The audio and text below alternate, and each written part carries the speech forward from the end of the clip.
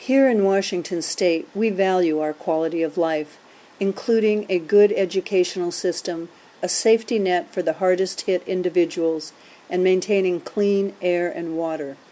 We vote for our local council members and legislators, and then work with them to pass the laws we need to maintain that quality of life. The state has survived the passage of a number of bad initiatives over the last decade. These initiatives, funded primarily by a small number of wealthy individuals, have taken a toll on our democratic process, hamstringing our elected officials from doing the job that we ask them to do. They work hard for us, and we hold them accountable. This string of initiatives here, as well as in other states in the West, is designed to force governments at all levels to budget according to the agenda of people who will benefit most from the lower taxes, those who own a lot of property, especially large corporations. But the rest of us, the majority, lose something very important: local control and flexibility. The ability to pass laws particular to the needs of the communities we live in, to enable our towns and cities and state to respond to the needs of the times, whether it be building a new green economy and creating the jobs we need, improving education and health care to stay up with the times, or responding to emergencies. The latest initiative, 1033, is the worst.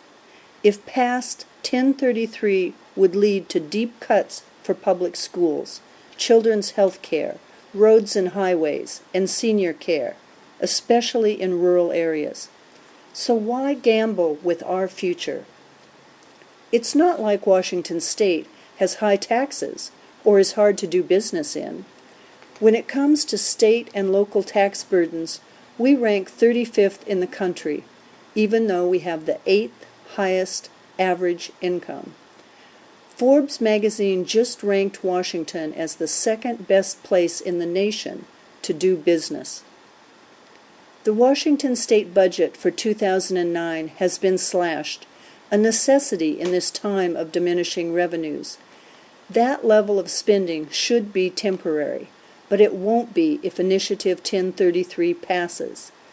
Passing 1033 would push Washington into a permanent recession, freezing in place the worst cuts in the state's budget in decades, and making it impossible to restore basic services, even after the economy recovers.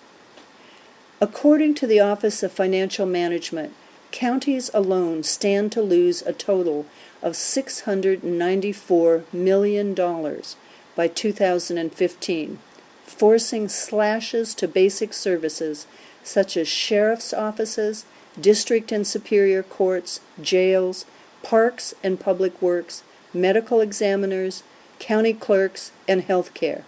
The impact would get worse year after year. California and Colorado have already gone down the road that 1033 would take Washington. The voters there don't like the results. Colorado went to second from the bottom in K-12 school funding. College and university funding has declined precipitously. Colorado business and community leaders now view their version of 1033 as deeply flawed.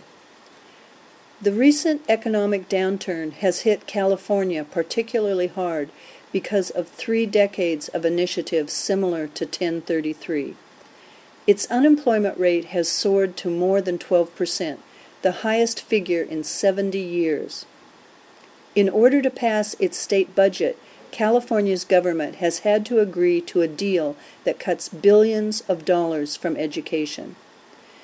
The percentage of 19-year-olds at college in the state dropped from 43% to 30% in a decade. California's schools are ranked 47th out of 50.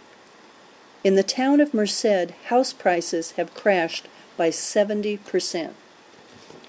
These results would be wrong for our state.